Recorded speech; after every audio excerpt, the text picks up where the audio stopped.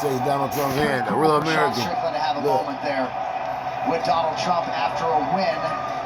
Donald Trump split decision, scored all over the damn joint. Yeah. The best part was him shaking Donald Trump's hand. The other judge go 49, 40, 60. But I think the right decision was made, and you got the fight. But it was a good fight. It was a boring fight, man. Sorry, guys. Yeah, well. That Brazilian goes backwards fast. He's hard to catch. I'm not known for being athletic, but I tried. You guys saw it. I want to do a little bit more, but I tried. You kept the pressure on him. He moved the body, constant forward motion. Were you surprised that he did move backwards so much? No, I thought we were going to have a war. I thought we were going to fight. He was gonna, you know. I don't know what happened to Costa. He's the man, bro. He represents America. I respect you for that, but go back on next time, please. Now, Sean, this puts you in an awesome position. You had a very close loss to Dricus Duplessis for the title. You're back now. Give us your thoughts on what we want to see from you next. I want to fight for the belt. Hey, that's right. That's easy loss. That's right. Yeah, that's right. You got robbed. Give me that title shot. Well, I want to see that title shot for sure. Thank you, Rogan. Hey, President Trump, you're the man, bro. It is a damn travesty what they're doing to you. That's right. Hell yeah. I'll be donating to you, my man. Let's get it done. Let's get it done. Congratulations, sir. Sean, that's real shit. That's real shit. He's right, you got goddamn friend to do it, man. I'm gonna donate to you. Let's get it done. Price for stuff done. Sean Strickland tells Donald Trump, let's get it done. Mr. America. That's what I'm yelling. For Mr. America. Donald Trump, they still love him. You go to a UFC fight night. And I don't mind being out there because I'm doing something for this country and I'm doing something for our Constitution. It's very important, far beyond me. And this can't be allowed to happen to other presidents. Never be allowed to happen in the future. But this is far beyond. Good evening, everyone. I'm Guy Benson, along with Kennedy, Anita Vogel, and Joe Concha, and welcome to the Big Weekend Show. The big story tonight. Well, it's fight night for former President Trump. He's going to the UFC tilt in Newark, New Jersey this evening as he fights for his political life after a New York jury convicted him 48 hours ago. And I don't mind being out there because I'm doing something for this country and I'm doing something for our Constitution. It's very important, far beyond me.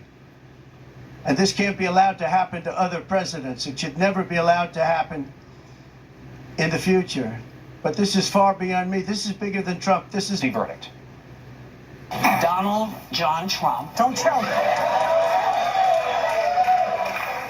Is a convicted felon. Convicted felon. Convicted felon. Why should Americans vote for a convicted felon? Convicted felon. He is a convicted felon. Convicted felon. I mean, people really have to say to themselves, am I gonna vote for a convicted felon? Confected. But what do voters think? I don't think that was fair. Some vote had to register to vote. It's time to vote and set the record straight. It just kind of more cemented my opinion about the guy. Voted for him twice, planning on voting again. Yesterday just cemented that fact for me.